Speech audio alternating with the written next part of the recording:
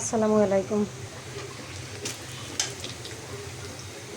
বাটা মাছ রান্না করার জন্য এখানে সব রকম মশলা নিয়েছি, একদম মানে সব রকম বলতে আদা, পেঁয়াজ আর হচ্ছে গিয়ে শুকনো মরিচ।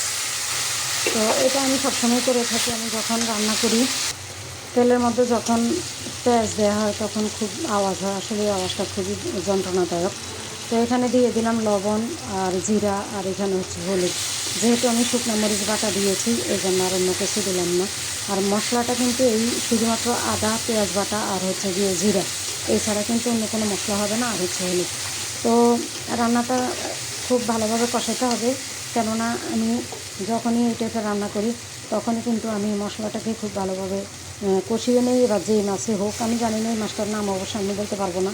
আমি এটা কী মাছ,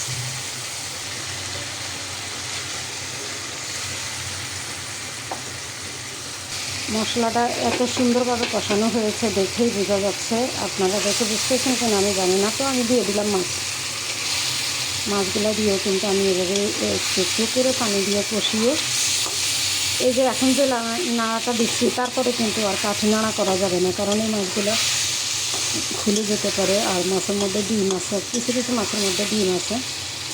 আর এই টাইপের মাছগুলো কখনোই একবারে, এই যে এখন আমি যে কষাচ্ছি এটার মধ্যে সামান্য একটু পানি দিয়ে শুধু লুসনি দিয়ে ঘুরিয়ে ঘুরিয়ে আমি রান্নাটা কমপ্লিট করব। দিয়ে দিলাম সামান্য একটুখানি পানি, দেখতে পাচ্ছেন সামান্য একটু জল দেওয়ার পরে এখন আবার জলটা শুকিয়ে গেছে। তো এইভাবেই কিন্তু আমি আবারও একটুখানি জল দিব। এভাবে কিন্তু কষিয়ে কষিয়ে মাছটা রান্না করতে হবে। আর যদি বেশি পানি দিয়ে ফেলেন তাহলে কিন্তু আপনারা যে ওই যে মশলা যে কষিয়েছেন ওই কষানোর স্বাদটা কিন্তু আপনারা পাবেন না। একবারে জল দিয়ে ফেললে এটাকে এমনভাবে রান্না করতে হবে, কাঠি নাড়াও করা যাবে না, যেহেতু এই মাছগুলো ভেঙে যাওয়ার সম্ভাবনা থাকে। আর একবারে জল দিলে সেই স্বাদটা পাবেন না।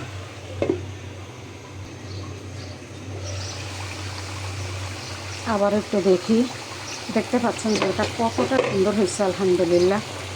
এভাবে কিন্তু আমি আবারও পানি দেব। আসলে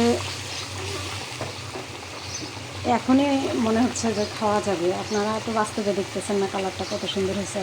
আল্লাহ শুকরিয়াতে আবারও আমি একটুখানি পানি দিয়ে দিই। আর এখন একটুখানি বেশি দিলাম।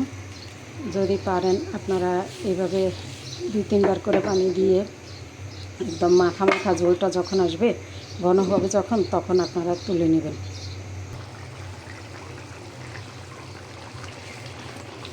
ঝোলটা একেবারেই ঘন, কিন্তু এমনিতে বোঝা যাচ্ছে না, মনে হয় আমার কাছে মনে হচ্ছে বোঝা যাচ্ছে না, কিন্তু ঝোলটা একদমই ঘন।